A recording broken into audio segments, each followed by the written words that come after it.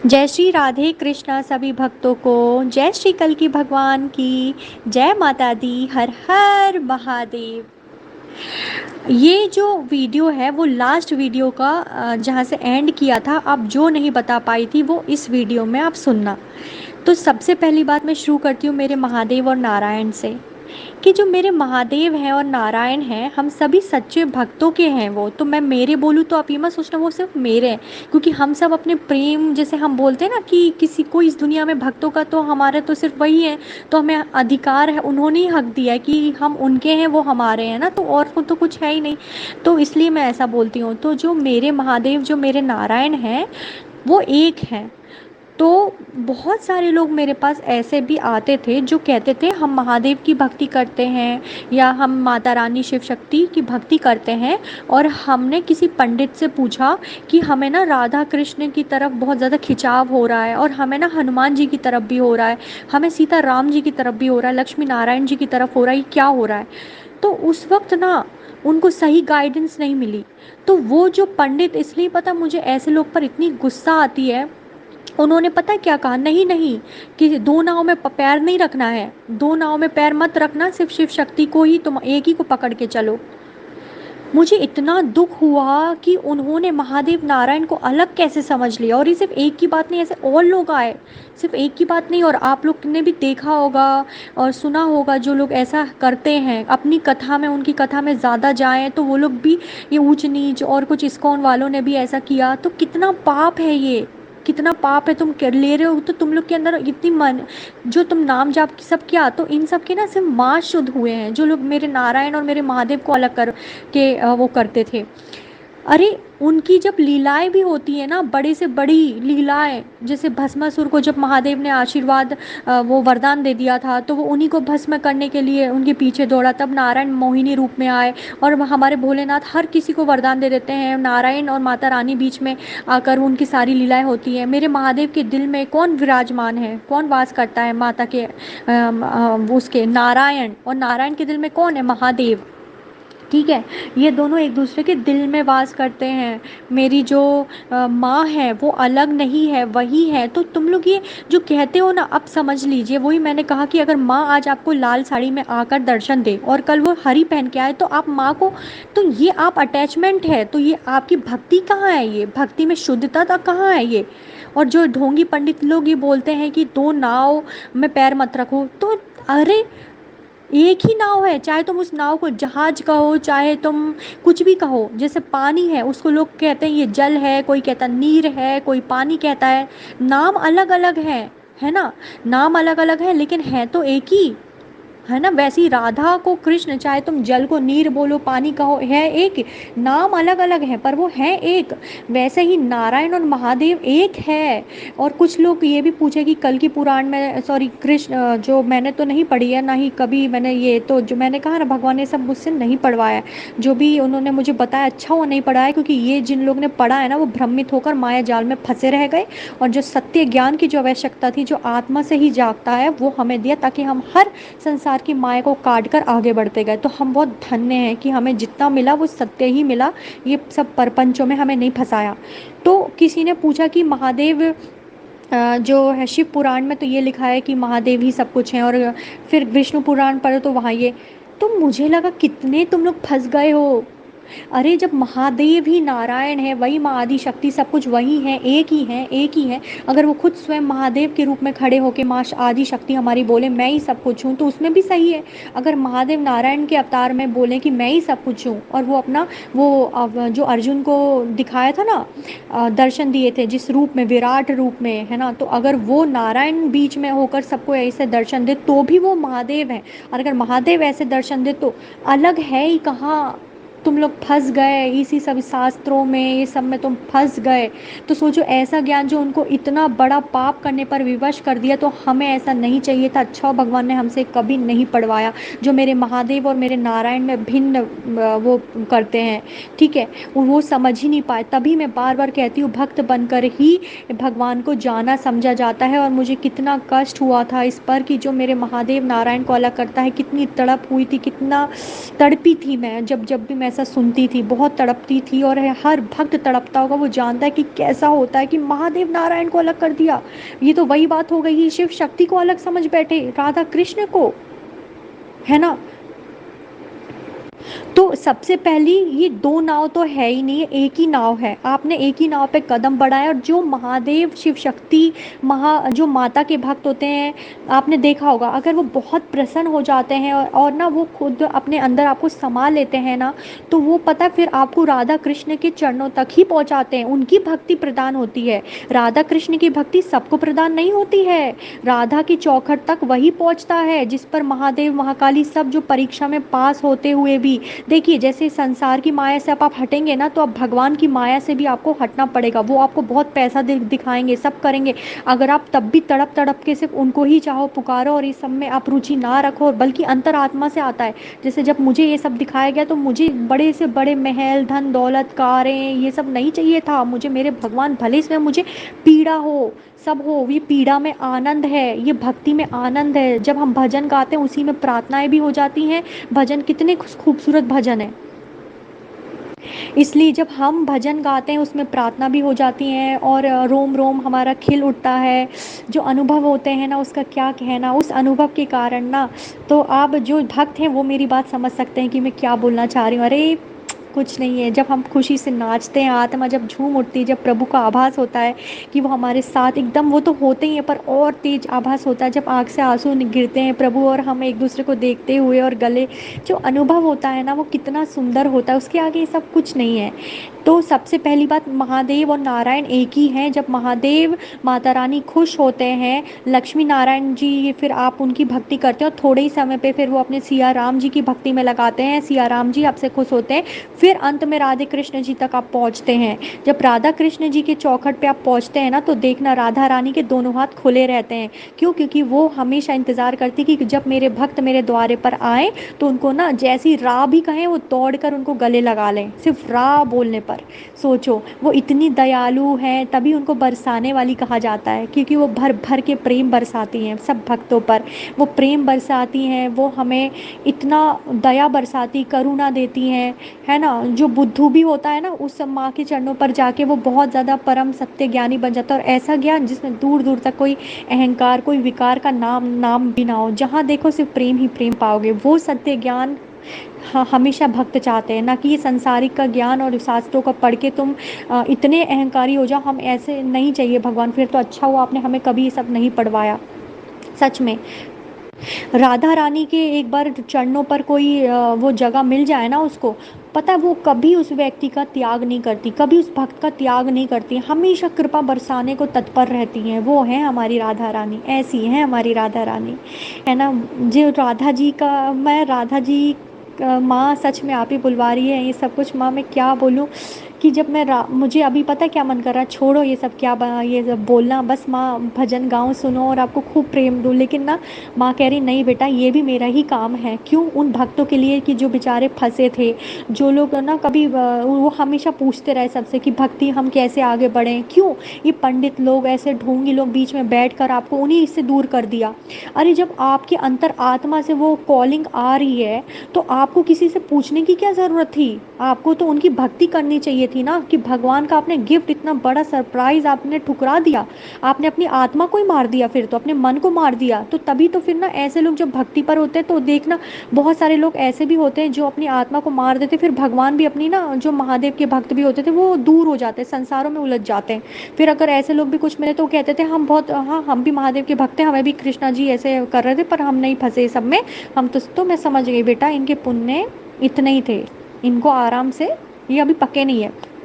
पता है भक्तों को इतना तपाया जाता है, इतना तपाया जाता है, इतनी परीक्षाएं ली जाती है, हर हर पल पल आपके थॉट क्या हैं, आप क्या सोच रहे हैं, क्या आपको अगर ये दिया जाए तो आप क्या भगवान को छोड़ सकते हैं, है ना, छोड़ सकते हैं संसारिक थोड़ी सुखों के लिए। हर चीज़ आपको दी जाती, करती जाती है, आप कितना त्याग कर रहे हैं, क्या हो रहा है कि आप भगवान के लिए कितना तड़प रहे हैं, वो सारी चीज़। और ये अंतर आत्मा से आती है, ना कि आप दिखावा कर सकते हो। किसके साथ दिखावा करोगे, है ना। अंदर ही भगवान जब बैठे हैं, तो किसको आप क्या ड्रामा करके बोल रहे हो? अगर खुद के बारे में भी अच्छा ऊंचा ऊंचा बोल रहे हो, तो सब तो अंदर भगवान सुन रहे हैं, तो ले तूने तो खुद के बारे में बोल लिया। इसलिए बहुत सारी चीज़ जो है, जितनी भगवान को बताने की आज्ञा मैंने उतनी ही बताई, क्योंकि मैं इतनी बड़ी बड़ी चीज़ हुई है ना कि आप मतलब ना सच में मैं बता रही हूँ कि राकेश शर्मा जी के साथ भी बहुत बड़ी बड़ी चीज़ हुई होंगी। जो बड़े बड़े भक्त हैं सब जो भी हैं और जो बहुत अच्छे हैं, वो कभी सोशल मीडिया पे नहीं बता सकते, क्योंकि आप सबके पैरों तले ज़मीन खिसक जाएगी, क्योंकि आप वो सुन ही नहीं सकते और ना हमें बताना है ना।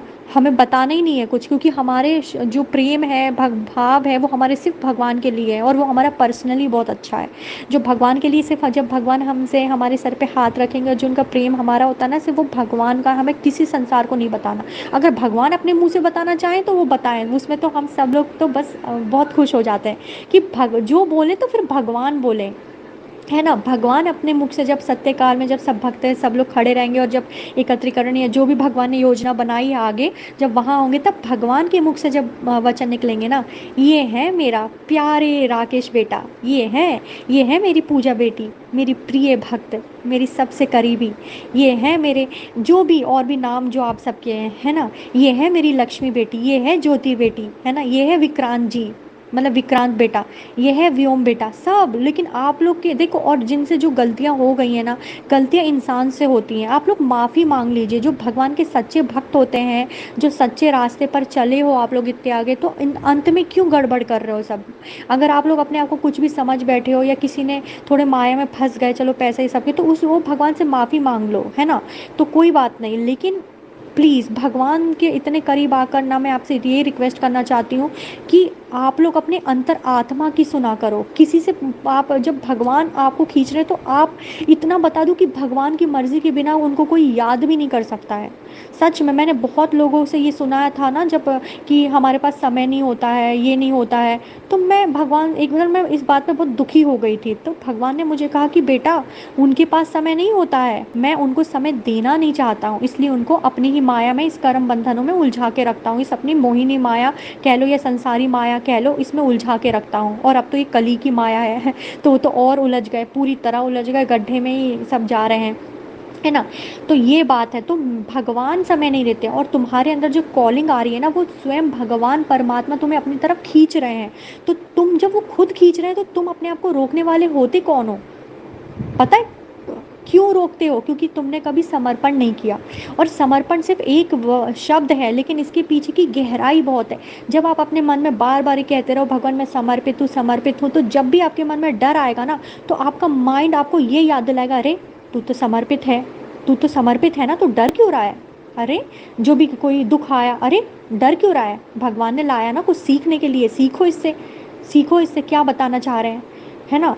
तो वो आप करते हो तो आप समझ जाते हो, समर्पण की गहराई में उतर जाते हो। और मैं आपको बता दूं, जब समर्पण होता है ना, वही प्रेम होता है और विश्वास होता है। ये तीन शब्द एक ही हैं, ठीक है, और इन तीनों में बहुत गहराई है। और समर्पण, विश्वास ही प्रेम है, अगर एक शब्द में कहो तो प्रेम।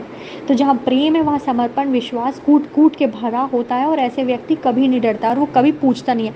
आप लोग बहुत सारे लोग जगह पे गए, पूछे, और यहाँ पर अज्ञानता ही फैली और सिर्फ आपको ज्ञानी लग रहे हैं। उन्होंने हमेशा आप लोगों को गलत बताया, और भगवान के रास्ते के मार्ग से जो आप चल रहे थे, जितना करते थे, वो भी नहीं कर पाए और भटक गए, है ना। जबकि आपको ये सोचना चाहिए था कि हमें भगवान याद, आपको भगवान ने याद किया है, ना कि आपने, समझे। क्योंकि जिनको उनको याद नहीं करवाना होता, उनको खूब पैसा देते हैं, खूब पैसा देते हैं, पैसे के बिस्तर पे सो जाओ, पैसे ही खाओ, सब कुछ करो, जो करना है करो, पर अपने से दूर कर देते हैं। क्योंकि उनका ना तो समय आया, ना ही उनकी कोई ऐसा कुछ है जो उनको अपने पास बुलाएं। वो किसको अपने पास बुलाते हैं? वो देखते हैं हर सिचुएशन में तुम्हारी सोच कैसे रही है, तुम्हारे कर्म कैसे रहे हैं, तुम कैसे पवित्र आत्मा हो, तुम्हारे अंदर प्रेम कैसा है, दया भावना कितनी, करुणा भावना कितनी, वो सब देख परख कर ही वो अपना भक्त बनाने का मार्ग दिखाते हैं, भक्ति मार्ग देते हैं। फिर ऐसे ही वो युगों युगों से जब भक्ति करता आया, भगवान से जुड़ता आया, ऐसे ऐसे करके ही फिर ये कलयुग आया है, जहाँ पर सब भक्त एक साथ युगों युगों के भक्त आए ना, तो ऐसे लोगों को भी मौका दिया गया है। इसलिए बार बार जो लोग प्रचारक आए, है ना, इतने सारे लोग आपको आए बताने के लिए। प्रेमानंद जी भी बार बार एक ही चीज़ क्यों कहते हैं, अगर आप लोग उनका इशारा समझ पाए। उन्होंने एक वीडियो में कहा है साफ साफ कि हम नाम जाप की महिमा इसलिए बार बार बता रहे हैं, समझ जाओ, जो समझ गया वो सुख पाएगा, और जो नहीं समझा ना, वो पानी में बह जाएगा, ठीक है, बहते चले जाओगे। तो आप लोग समझिए इस चीज़ को, ठीक है, अपने अंदर आत्मा की सुनिए, ठीक है। आप लोग को जो अंदर आत्मा से लगता है ना, तो भगवान से पूछना है। आप लोग अपने आप को कम क्यों समझते हो? आप भी तो भगवान के अंश हो ना। तो अगर आपसे यही तो बड़ी गलती होती है, आप इधर उधर पूछने चले गए, क्योंकि आपने अपने आप को ना समझा ही नहीं, डिजर्विंग ही नहीं समझा कि अरे हमें थोड़ी ना भगवान बताएंगे, हमें थोड़ी ना। तो सच में आपको कभी नहीं बताएंगे। जो ये सोचता है ना कि मुझे भगवान कैसे मिलेंगे और इतने जल्दी कैसे मिल सकते हैं, तो ये कैसे ही सबसे बड़ी रुकावट बन जाता है। जैसे अगर आप बोले कि मुझे भगवान ज़रूर मिलेंगे, इसी वक्त मिलेंगे, मैं इतनी मेहनत करूँगा, मैं भगवान का हूँ, मैं सब कुछ समर्पित करता हूँ। और जो समर्पित होते हैं तो याद रखना, खोने के लिए सब कुछ तैयार हो जाना, है ना। क्योंकि सबसे पहले आप पूरी दुनिया की, संसार की माया से निकाले जाते हैं ऐसे। और अब तो समय नहीं है तो ये सब बातों का, लेकिन फिर भी जो लोग निकल चुके उनको ये पता है ना। और जो नहीं, तो अभी से आप लोग अगर निकले तो भी बहुत अच्छा है। तो पहले भगवान आपको संसार की माया से निकालेंगे, तो जब निकाल रहे हैं तो ऑब्वियस सी बात है कि सारी चीज़ें छूटेंगी पीछे। घर परिवार से भी अटैचमेंट, ये सारी जो आपकी थी वो डिटैच होगी। तो दुख तकलीफ तो सहनी पड़ेगी, है ना। तो जब भगवान को पाना है तो सब खोने के बाद ही भगवान मिलते हैं।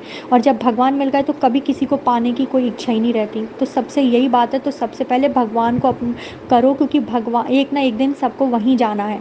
हमारा असली घर भगवान के पास है, ठीक है।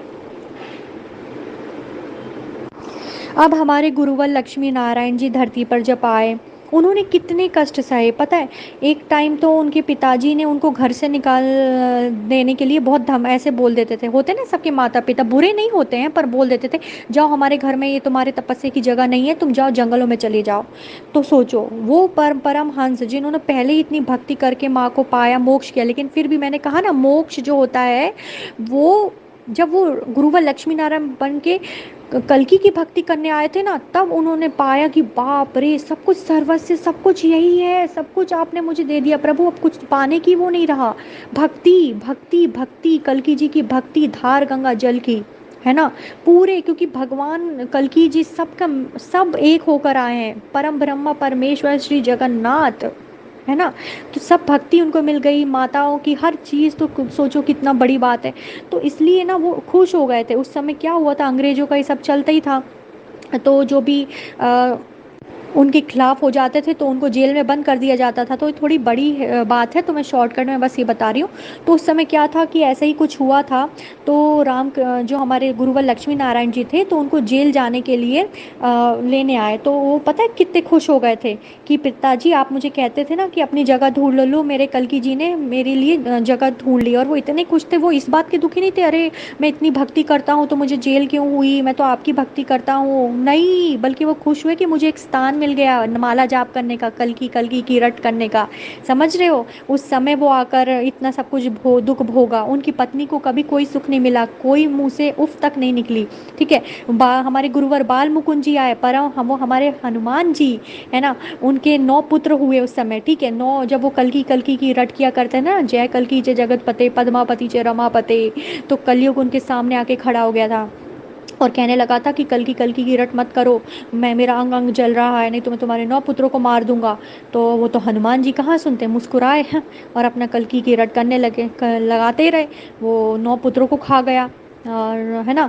तो भी प्रभु नहीं रुके। अब वो तो हनुमान जी जिस लिए उन्होंने जन्म लिया है अपना, तो वो उन्होंने अपना तो काम किया। तो उन्हीं से पता है जो देश आज़ाद हुआ। बहुत ही सत्य जब अब सामने आएगा ना, तो देखना, हमारे हनुमान जी, बाल मुकुंद जी, तुलसीदास जी, सब तो मोक्ष के वो थे, लेकिन इन लोग ने आए कल की भगवान। तो इसलिए मैं वही कह रही थी ना कि सब युगों के भक्त जब इतने इन्होंने अपने ऊपर दुख लिए, तो इनके कर्मा थे क्या?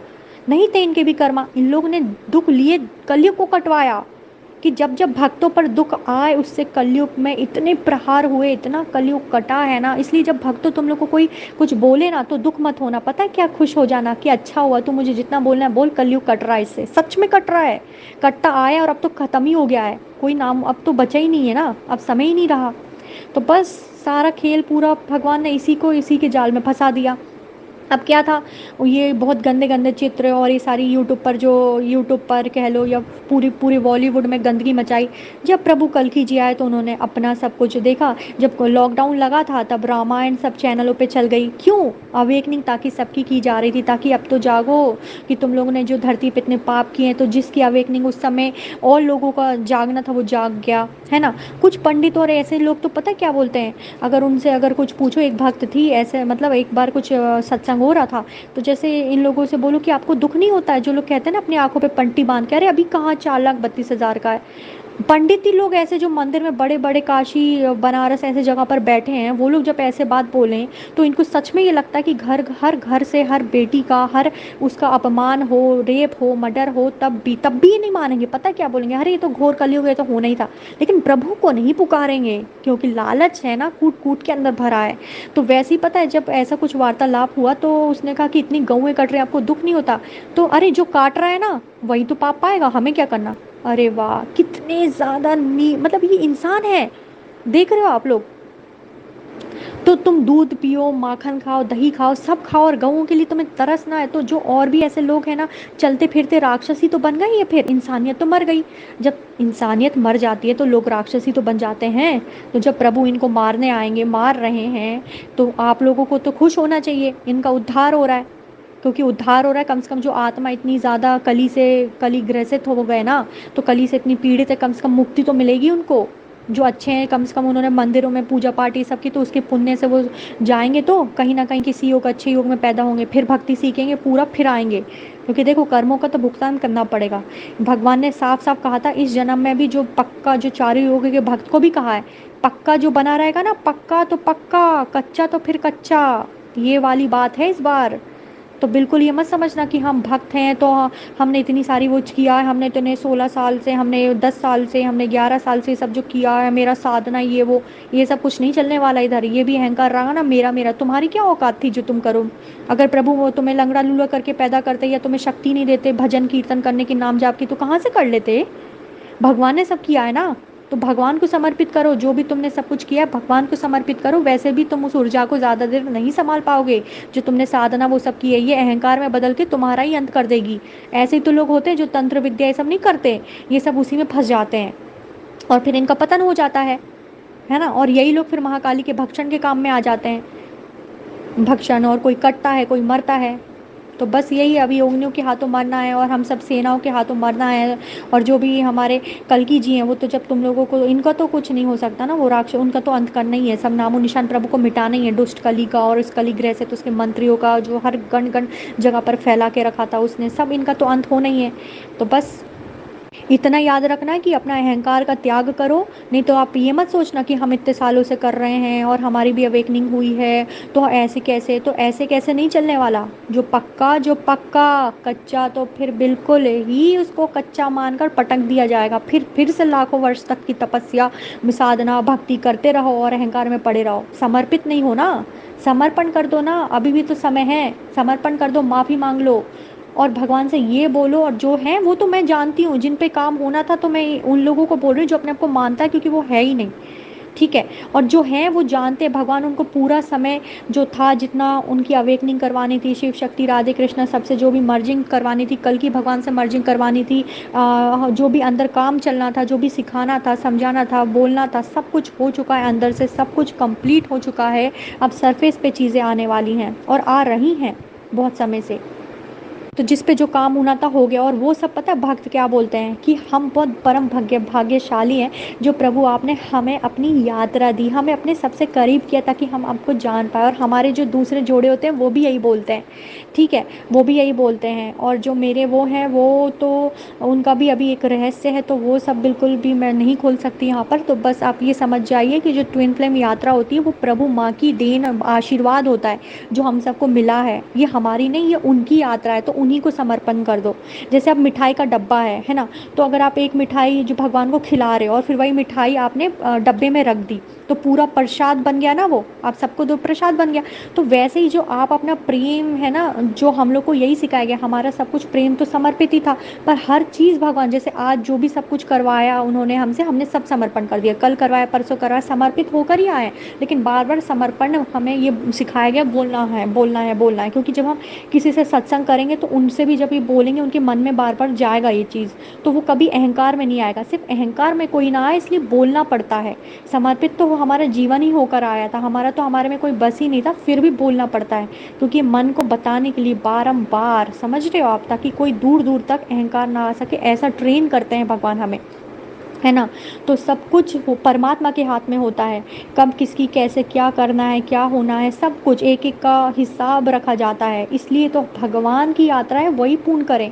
हमें नहीं पता पिछले जन्म में क्या क्या करना था, क्यों आए, सब कुछ वो जानते हैं। सिर्फ जो विश्वास करता है ना, अंत में अपनी मंजिल तक पहुँचता है और सारे जवाब मिल जाते हैं। और जिस आत्मा में जितनी शक्ति होती है ना, इसलिए भगवान पहले नहीं बताते, क्योंकि बहुत सारी चीज़ तो ऐसी कि कलयुग ने वरदान मांगा था कि आप अपने भक्तों को मत बताना, फिर देखते हैं कितना विश्वास करते हैं। तो वही तो बहुत, जो जितने बड़े धुरंधर या जितने बड़े वो थे ना, बड़े बड़े भक्त, उनके साथ ऐसे ही हुआ है सब कुछ। राकेश जी के साथ भी देख लीजिए आप, उनको सब कुछ वो अपने विश्वास, इंट्यूशन पे, हर प्रेरणा पर जो उनको दी जाती थी उस पर विश्वास करते थे, वीडियो बनाते थे, और आगे चल के कितना बड़ा सत्य निकला, कितना बड़ा सत्य निकला। तो सब कुछ आपके सब सामने ही है, जो जिसके आंखों की जो अवेकन है वो सब देख सकता है, जिसके आंखों पे पट्टी बंदी है, तो अगर ये सब सुनने से आपकी पट्टी आप उतार सको तो बहुत अच्छा। और जिनकी तो कलयुगी ने पूरी तरह उन्होंने अपनी आत्मा ही बेच दी है, तो उन तक तो ये वीडियो पहुँचेगी नहीं, और इक्का दुक्का के पास पहुँच जाए तो वो ना मेरी आवाज़ सुन के ही बंद कर देगा। तो बस मैं यही चीज़ बोलना चाहती हूँ कि भक्ति में जो आनंद है ना, जब इतना सुंदर है, इतना सुंदर है। और भक्ति को आप कैसे बढ़ाएं, भक्ति का सबसे खूबसूरत, एक सबसे बड़ा जो कदम होता है वो ये होता है कि जितने लोग ने भी आज तक आपको दुख दिए हैं ना, वो सबको माफ़ कर दो, माफ़ कर दो, और समर्पण करो खुद को, कि भगवान, समर्पित जब आप होते हो तो माफ़ करने की शक्ति दे देते, क्योंकि आप माफ़ करके खुद को आज़ाद करो। क्योंकि कृष्ण जी ने एक बात द्रौपदी जी से कही थी, जो चीज़ उनको मुझे दिखानी होती है, समझानी होती है, कुछ दिखा के तो वो बताते हैं। तो एक बार उन्होंने मुझे कुछ दिखाया जो वो मुझे बताना चाहते थे उस समय, कि जब द्रौपदी जी के पास कृष्ण जी आए, जब ये सब हुआ था ना चीर हरण वाला, तो उन्होंने अपने आप को कक्ष में बंद कर लिया था। तो द्रौपदी जी द्वार नहीं खोल रही थी, लेकिन कृष्ण जी जब आए तो खोल दिया। फिर वो रोती हैं उनके चरणों पर गिर के। कृष्ण जी को बहुत दुख होता है, बहुत दुख होता है, क्योंकि पर ये होना ही था, क्योंकि महाभारत की जो वो था सब कुछ, जो पाप लोग थे उनका अंत करना था, धर्म युद्ध था उस समय, है ना।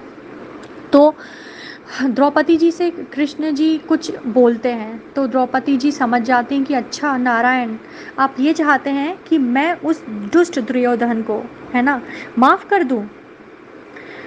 तो वो कहते हैं हाँ, क्योंकि तुम इस नर्क की अग्नि में क्यों जल रही हो द्रौपदी, खुद को नर्क में क्यों तुम वो कर रही हो, तुम उसको माफ़ करके तुम खुद को मुक्त करो। क्योंकि जिस वक्त तुमने उसको पूरी तरीके से माफ़ किया, जैसे दुशासन और ये सब जो दुर्योधन और है ना, तुम ये सब दुष्टों को माफ़ कर दो, क्योंकि इनको तुम जब माफ़ कर दोगी ना, इनका जो पतन का, जो पाप का ये सब भर चुका है ना, ये इनका विनाश का जो दरवाज़ा है, अब ये उसमें प्रवेश कर चुके, इनका विनाश ही विनाश होगा। तो जिस वक्त तुम इनको माफ़ करके खुद को उस नर्क के जो अंदर तुम झेल रही हो वो अग्नि में, तब मतलब वो नर्क भोग रही हो, उससे तुम मुक्त हो जाओगे। तुम खुद को मुक्त करो इनको माफ़ करके, और फिर इनका विनाश देखो, है ना। तब मैं बहुत अच्छे से इस बात को रोम रोम से समझ गई थी कि भगवान इसलिए मुझसे सबको माफ़ करवाते थे, और कितनी बड़ा है।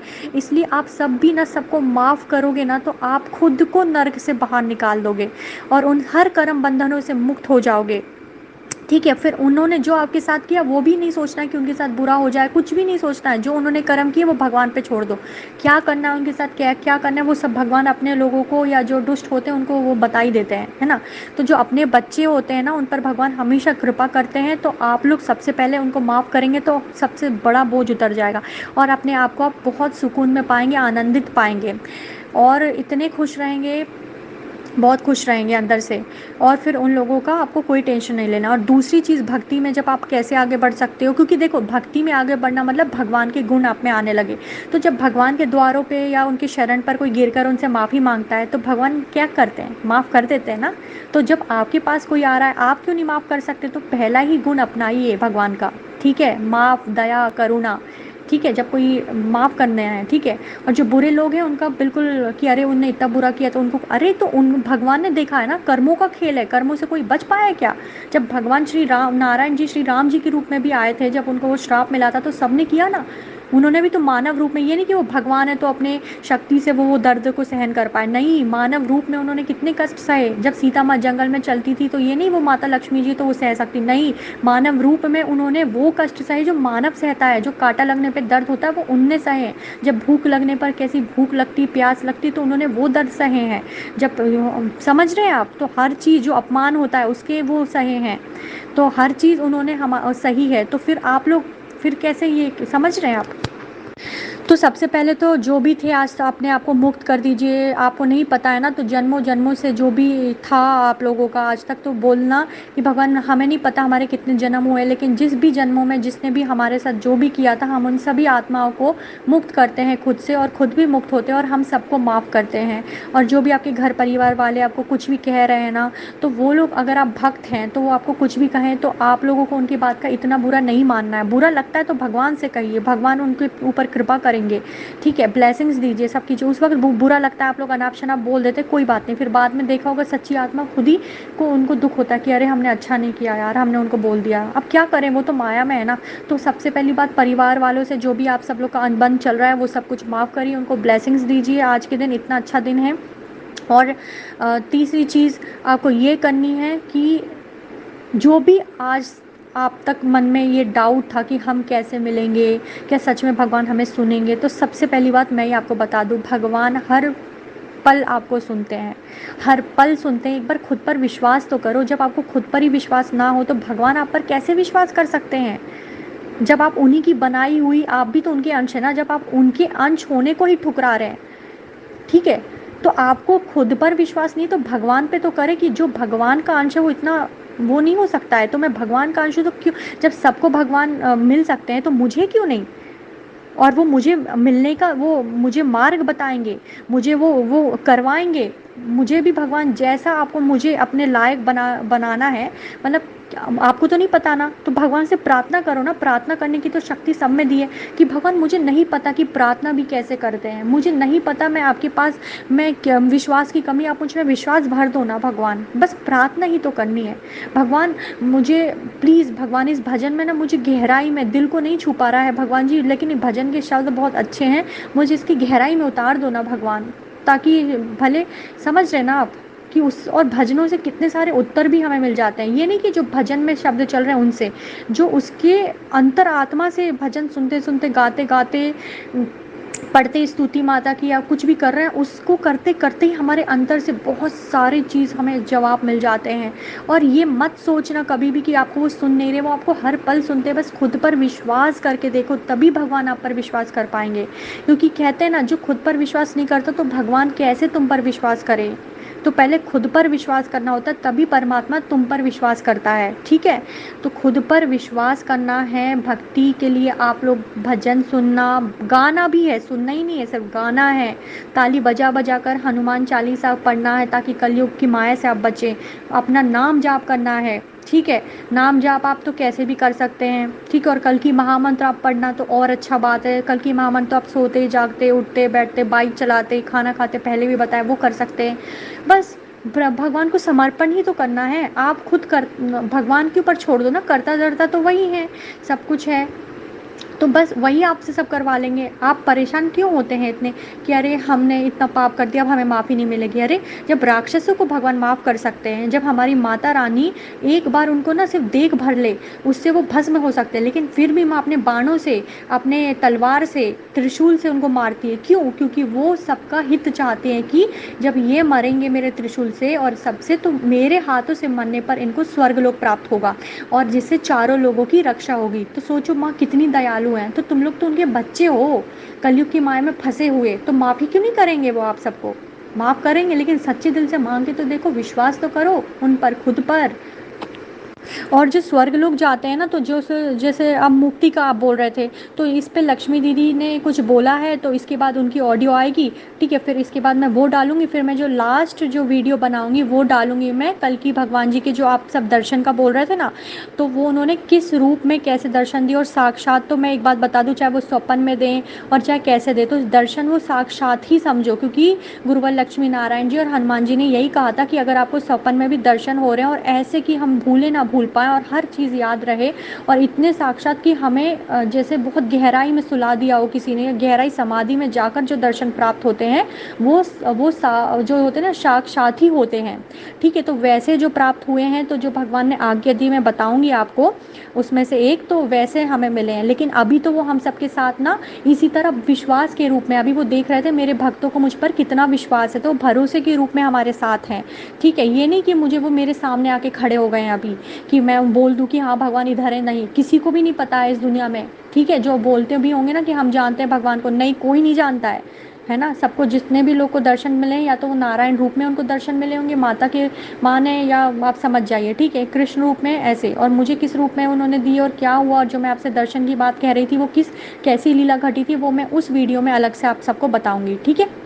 और अगर आप लोगों को कुछ भी डाउट हो, कुछ भी हो, तो इस चैनल पर एक नंबर हो, तो आप वो ना, वो भैया से भी पूछ सकते हो, और अगर किसी को अनुभव अपने शेयर करने हो या कुछ आपको बताना हो, आप डाउट में फंसे हो, तो आप मुझसे भी कर सकते हो, तो भैया से आप नंबर भी ले सकते हैं मेरा, तो आपकी मेरे से बात हो, और मेरे तक वही पहुंचता है जिनको भगवान चाहते हैं, तो सब भी नहीं ले सकते हैं ना, तो इसलिए भगवान को समर्पण कर देना हर चीज़, संपूर्ण समर्पण। भगवान जो भी आपने बुलवाया, जैसा बुलवाया भगवान, वैसे ही लोगों के मन में, अंदर अंदर रोम रोम में जाके घुसे, उनकी आत्मा के ऊपर जो भगवान जितनी भी माया जाल लगी हैं, उनको सब शीघ्र काटिए भगवान जी, इन पर भी अपनी कृपा करिए, और इन पर भी अपनी कृपा करिए, बस मैं इतना बोलूँगी। भगवान जी, माता रानी, प्रभु श्री कल की भगवान जी, हाँ सॉरी, और कल की भगवान जी है ना, मेरे जीवन में कृष्णा, राधा कृष्णा, जो उनकी और भी कुछ जो चीज़ थी, कैसे मैं राजकुमार भैया से मिली, जो इस चैनल पे जो ये वीडियो अपलोड कर रहे हैं, इनसे मिली, कब वो समय आया, एकत्रीकरण, ये सब कब से शुरू हुआ और क्या क्या हुआ, जो थोड़े बहुत जो थे, इससे आपको आइडिया लग जाएगा कि कितनी बड़ी लीला प्रभु की चल रही थी। और आज बताने की, ये नहीं कि मैं सब बता रही हूँ, सिर्फ उतना ही ऊपर ऊपर का बता रही हूँ, ठीक है, क्योंकि आप जानते हैं कि बिल्कुल भी नहीं होता, और हम खुद भी नहीं चाहते हैं कि हम ये सब बताएं। क्यों नहीं चाहते? क्योंकि वो हमारा भगवान के साथ जो है बस वही रहे, और हमें नहीं सुनना है, ना ही हमें किसी के सामने वो, जब भगवान, हम सब वहाँ पे सत्य लोग खड़े रहेंगे, भक्त खड़े रहेंगे, तो हम सब एक दूसरे के बारे में जानते होंगे कि अरे ये थे, सब मिलेंगे और सब एक दूसरे के बारे में, क्योंकि भक्तों को ना शब्दों की ज़रूरत नहीं पड़ती है कुछ भी बताने की, ठीक है, सबको। लेकिन अभी सब जो हैं कली की माया में फंसे हैं, जैसे और लोग जिनका भ्रम हटना था इस वीडियो को, तो मैंने उतने ही बुलवाया है ना, बोला है भगवान ने, बुलवाया है, तो बस यही था, है ना। अब मुझे कुछ ये, जैसे मैं ब्लैंक हो रही हूँ, तो मैं यहीं ये समाप्त करती हूँ, बस संपूर्ण समर्पण। धन्यवाद प्रभु श्री कल की भगवान जी, आपने मुझे ज़रिया बनाया अपने लोगों तक अपनी बात पहुंचाने के लिए, इसका आपको मैं बहुत बहुत, आप तो जानते कि यहाँ क्या बोलूँ भगवान, जय माता दी, बस यही बोलती हूँ, संपूर्ण समर्पण, समर्पण, समर्पण। जयकारा शेरा वाली दा बोलो, साचे साचे दरबार की जय, हर हर महादेव, जय महाकाल, जय महाकाली, राधे राधे, जय श्री कृष्णा।